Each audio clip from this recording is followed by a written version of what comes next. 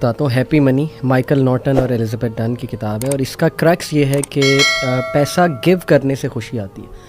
Social experiment کیا ان لوگوں نے. سوشل ایکسپیریمنٹ کیا تھا کہ ٹرین پہ جو لوگ چڑھنے والے تھے سب وے سے، انہیں کہا کہ ہم نا آپ کو $10 دے رہے ہیں، لیکن یہ آپ کا نہیں ہے، یہ آپ نے رینڈملی کسی کو دیکھنا ہے، شکل سے اسے پہچاننا ہے اور اسے دے دینا. بڑا حیران ہوئے یہ کیا بات ہے. خیر انہوں نے ایکسیپٹ کیا، اور پھر کئی لوگوں سے جب انہوں نے عمل کرایا اور ان سے اینڈ میں پوچھا کہ ہاؤ ڈو یو فیل، تو they felt really good, excited, happy. ان کے ایموشنز بڑے زبردست ہو گئے. تو یہ کریکس اس بک کا یہ کہ پیسہ دینے سے جو ہے وہ خوشی بھی آتی ہے الحمدللہ. 2 آیات ہیں، لیکن دوسری میں انشاءاللہ جو سیکنڈ آپ راؤنڈ لگائیں گے اس میں بتاؤں گا. دونوں آیات جو ہیں میں نے اس لیے سلیکٹ کی کیونکہ یہ دونوں مسائل ہیں یوتھ کے. آج کل ہم اس پہ اکثر مغیرہ بات بھی کرتے ہیں، شہوات اور شبہات پہ. تو شبہات کے حوالے سے یہ آیا ایکچولی ابن عباس رضی اللہ عنہ کی بھی فیوریٹ آیا ہے اکارڈنگ ٹو اے نریشن. ایک صحابی نے ابن عباس سے پوچھا کہ آپ کی فیوریٹ آیا کون سی ہے، تو اس زیادہ تر صحابہ کی وہ ہے قل یا عبادی الذین اسرفوا علی انفسہم لا تقنطوا من رحمۃ اللہ، لیکن ابن عباس نے کہا کہ میری یہ فیوریٹ آیا ہے.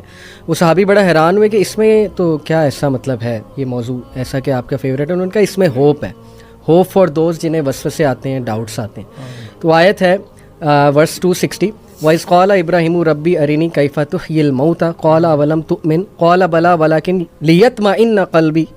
یہ آیت کی ٹرانسلیشن میں آپ کو بتاتا ہوں. And remember when Ibrahim said my lord show me how you give life to the dead. Allah responded do you not blue.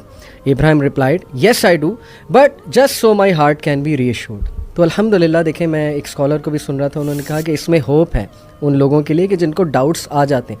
Not all doubts are wrong. Some doubts obviously they can take you to a very wrong direction, especially اگر ان کی intention ٹھیک نہیں ہے. اور وہ بس آپ وہ بنی اسرائیل جیسے ہر چیز پہ ڈاؤٹ اٹھا دیتے تھے، وہ تو غلط انٹینشن. لیکن اگر آپ سمجھنے کے لیے، ایمان بڑھانے کے لیے کچھ پوچھ رہے ہو، تو میرا خیال جن سے پوچھا جا رہا ہے ان کو بھی انڈرسٹینڈ کرنا چاہیے. سب سے پہلے اس نے ظانی دینا چاہیے کہ یار یہ سمجھنا چاہ رہے ہیں، اور جو پوچھنے والا ہے اس کو بھی میں سمجھتا ہوں ہوپ فل رہنا چاہیے کہ ایمان ڈاؤن ہو جاتا ہے، ڈاؤٹس آ جاتے ہیں، لیکن یہ کہ پوچھو. کیونکہ ابراہیم علیہ السلام دیکھیے وہ اللہ کو کہہ رہے ہیں کہ اللہ مجھے آپ دکھائیں، میں بس ایمان کی تقویت جو ہے وہ چاہتا ہوں. لیکن پوچھنے کا مقصد جو ہے وہ ڈاؤٹ نہیں ہے، نہ ہی شک ہے جی، لیکن انکریز ان فیتھ ہے. انکریز ان فیتھ رزلٹ ہے اس کا. کے لیے انکریز کرنی، یعنی ابراہیم علیہ السلام کے اندر ذرہ برابر بھی شک نہیں تھا، ذرہ برابر بھی کسی قسم کا ڈاؤٹ کچھ نہیں تھا، لیکن صرف سوال کرنے کی نوعیت یہ تھی، یا سوال سے وہ چاہتے یہ تھے کہ ان کا ایمان اور بڑھے. تو یہ بھی ایک ہوتا ہے. یہ جو تقاضا ہے نا، یہ 2 جگہوں پہ قرآن مجید میں ہوا ہے.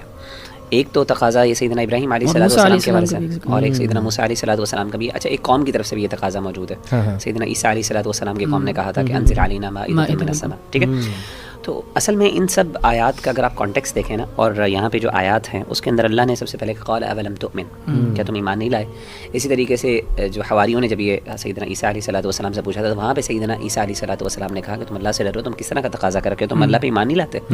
دونوں نے جواب یہ دیا کہ ہم اپنے دل کا اطمینان چاہتے ہیں، اور دونوں کو جواب ملا اللہ کی طرف سے. اس سے پتہ یہ چلا کہ اللہ تعالیٰ سے ایسے ایکسپیرینسز کا تقاضا کرنا جو کہ اگینسٹ دا نیچرل لاز ہیں، یہ پسندیدہ نہیں ہے، لیکن یہ حرام بھی نہیں ہے. کہنے کا مطلب ہے کہ کئی دفعہ انسان کو اللہ کی طرف سے ری ایشورنس چاہیے ہوتی ہے کچھ نہ کچھ لیول پہ.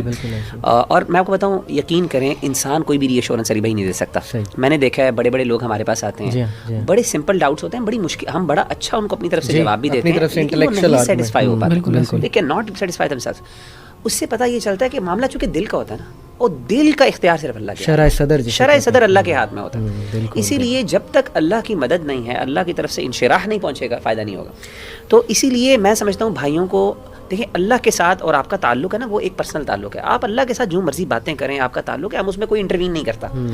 یہ تقاضے اللہ سے کرنے میں ایز لانگ ایز اگر مقصد جیسے انہوں نے کہا کہ دین پہ شک نہیں ہے اور اطمینان ہے، تو انسان بڑھانے کے اس دور میں خاص طور پہ میں سمجھتا ہوں اس دور میں جب اتنے ڈاؤٹس ہیں، اتنے مسائل، اور انسان اگر انفلوئنس ہو رہا ہے، اللہ سے دعا مانگے، اللہ مجھے دکھا. میں نے خود اپنے لیے کئی جگہ ایسے واقعات ہوئے، میں نے اللہ سے دعا کی اور میرے ساتھ ایسے واقعات ایکسپیرینشیل، جیسے کہتے ہیں نا اللہ کی ایگزسٹنس کے لیے ایک ایکسپیرینشیل ایویڈنس بھی ہوتا ہے آپ کا. کچھ ایکسپیرینسز ہوتے ہیں اللہ سے ایسے ایکسپیرینسز مانگنے، لیکن وہ راز میں رہنے چاہیے، وہ راز کے ہوتے ہیں اور وہ دلیل نہیں بنتے دوسروں کے لیے. بل وہ ایک لمبا ٹاپک ہے. بڑا یہ دعا بھی ہے نا، اللہم ارنا الحق حقا وارزقنا اتباعہ. ماشاءاللہ یہ بھی بہت زبردست.